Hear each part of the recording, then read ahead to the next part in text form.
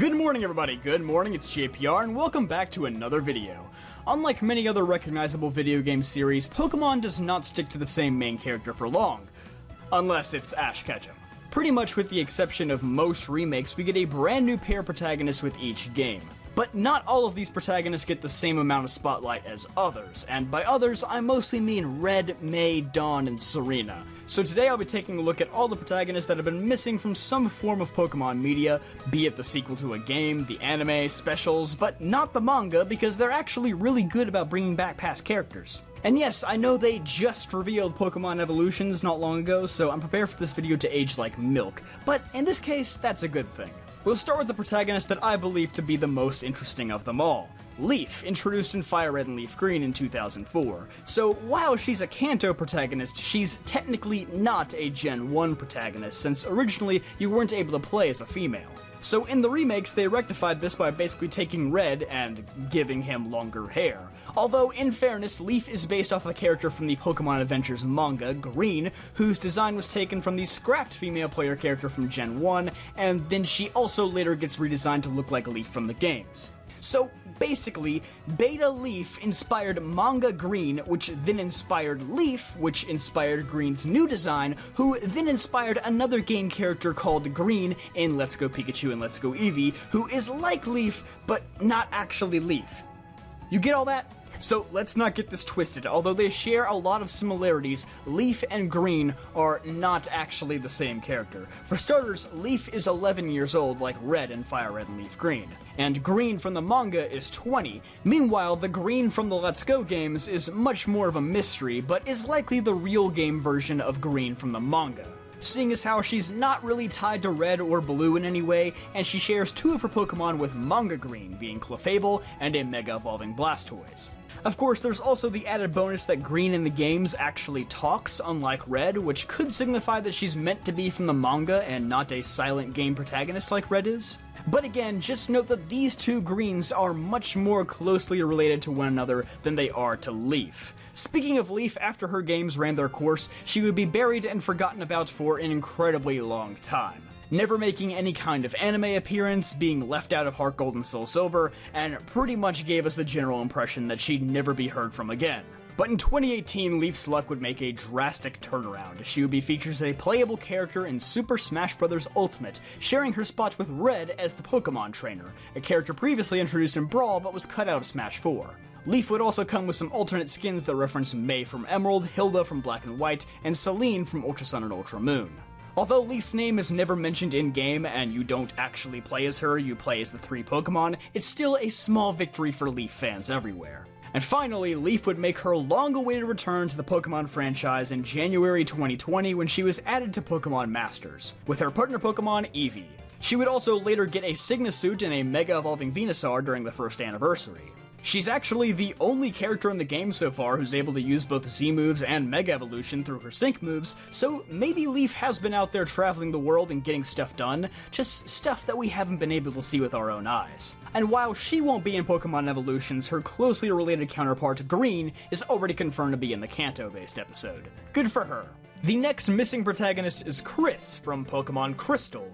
I see what they did there. Chris bears the distinct dishonor of being the only protagonist to get replaced, as Lyra takes her spot in Heart Gold and Soul Silver. Since she's only in one game, Chris has the fewest core game appearances of any Pokemon protagonist, but at the same time, being the first female protagonist who paved the way for many others. Chris's name was actually widely unknown for a long time, as the game nor promotional material never referred to her officially as Chris, except for right here, with her name only being mentioned on the back of the crystal box in America and Australia only. She would finally be referred to as Chris in-game when she made her debut in Pokemon Masters nearly 20 years later. In the manga, her counterpart is Crystal, who actually combines Chris's design with Lyra's later in the Heart Gold and Soul Silver arc. Chris does have an anime counterpart, that being Marina, who appeared in Pokemon Chronicles, although this version of the character is more focused on performances and Pokemon contests, and she makes small cameos throughout the Diamond and Pearl series as well. But for our first male protagonist of the video, we have to discuss the other Johto character, Ethan, who has a much more complicated relationship with the anime. Many people assume that Ethan's anime counterpart is Jimmy, also from Pokemon Chronicles, who shares largely the same design as Ethan, but the real Ethan actually does exist in the Pokemon anime, making a small cameo appearance in the opening of the 13th movie, Zoroark Master of Illusions, where he battles against Ash using a Dawn fan. We can confirm that these are two different characters, since in Japanese, the art book of the movie refers to him as Hibiki, which matches the Japanese name of Ethan from the games, whereas Jimmy's Japanese name is Kenta. Although part of this confusion likely stems from the fact that, like Chris, Ethan didn't have an official name until Heart Gold and Soul Silver. Before that, most fans simply referred to him as Gold, the name of his manga counterpart. So in the anime, we know the real Ethan has met Ash and has at least made it to the Sinnoh region, whereas with Jimmy, all we know is that he's traveled around Johto. He may have been a poser in the end, but man, at least he was cool doing it. In Hoenn, we only have to talk about Brendan, who was never an important character in the core anime. Brendan made 3 cameo appearances in the openings of Jirachi Wishmaker, Pokemon Ranger in the Temple of the Sea, and Giratina in the Sky Warrior. In all 3 instances, he is seen exclusively grinding in the Battle Tower. This man is dedicated to getting his symbols. His known Pokemon are Swampert, Shiftry, Aggron, and Rhyperior, which you actually can get in the Hoenn region or Oras, I might add, so that aged well. Since May is the daughter of Norman in the anime, we could assume that Brendan is Professor Birch's child, but we never actually get confirmation of this, seeing as how he's never mentioned. Though another counterpart of Brendan would later be seen in Pokemon Generations using a Sceptile, and he would again be seen with the same Sceptile in Pokemon Masters. He also picks Trico in the Oras animated trailer, so we can confidently say, at least in the universe of the remakes, that Trico is his canon starter. But let's rewind a minute to the anime version of Brendan. Who was he fighting against in that battle tower? Well, in his last appearance, it was none other than Lucas, our next male protagonist. Lucas is probably the most unknown of all the protagonists. He makes this one small cameo in the anime where he uses a Magmortar, and he is one of the only protagonists to not yet be added to Pokemon Masters. He's pretty much been overshadowed by Dawn for 15 years now. Although if I were a betting man, which I am, I would say he's probably getting added to Masters later this year to promote the remakes. I don't know who his Pokemon would be though, Staraptor, Giratina maybe? Leave your predictions down below. Oh boy, we've got our work cut out for us with the Gen 5 protagonists. Hilbert, Hilda, Rosa, and Nate. All 4 of them never appear in the anime, and they don't even make cameos of any kind.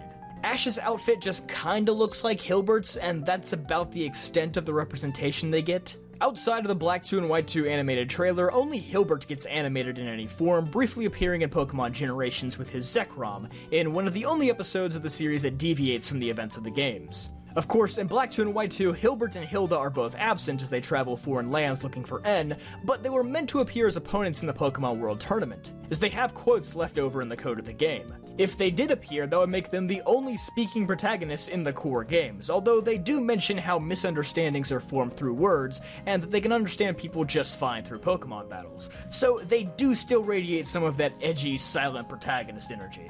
In Pokemon Masters, Hilbert is treated as the main protagonist of the two, and Hilbert confirms that the reason he left Unova is because N left so suddenly that he didn't have a chance to say goodbye.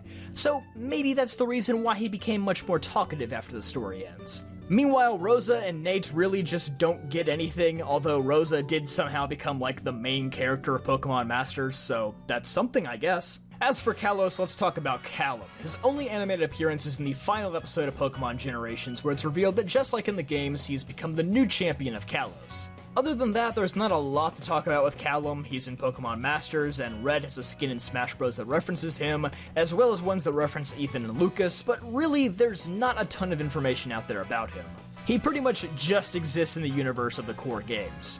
But with even less information than Callum is both Elio and Celine from the Alola games. They only make animated appearances in the music video of Gotcha by Bump of Chicken alongside all of the other protagonists, but that doesn't really tell us much of anything. Actually, Chris and Leaf are missing from that music video, so that at least gives Elio and Celine something to brag about. They both appear in Pokemon Masters, where the backgrounds of their sync moves imply that Elio is the one who becomes the first champion of Alola, like in the games, and Celine is just from Alola. Cool. And about the only things we get out of this are that everyone pretends that the Ultra Games just didn't happen, and that Elio and Celine do canonically just zone out and look towards the camera really creepily. What is wrong with you guys? And lastly, Victor and Gloria, who will presumably not be appearing in the Pokemon Journeys anime, although they did make brief cameos in the Twilight Wings series, and Victor will be appearing once more in Evolutions. While that does cheat us out of ever seeing a fully animated Gloria, she does beat Victor into Pokemon Masters and even claims the legendary Zacian as her own, pretty much solidifying herself as the true main character of Galar. These guys are still pretty new though, so who knows what we'll see from them next. And finally, there's the Let's Go protagonists, Chase and Elaine. But I don't really care, so let's just end it there. Thanks for watching today's video, be sure to leave a like if you enjoyed and subscribe for more videos like this one. I'll see you guys next time.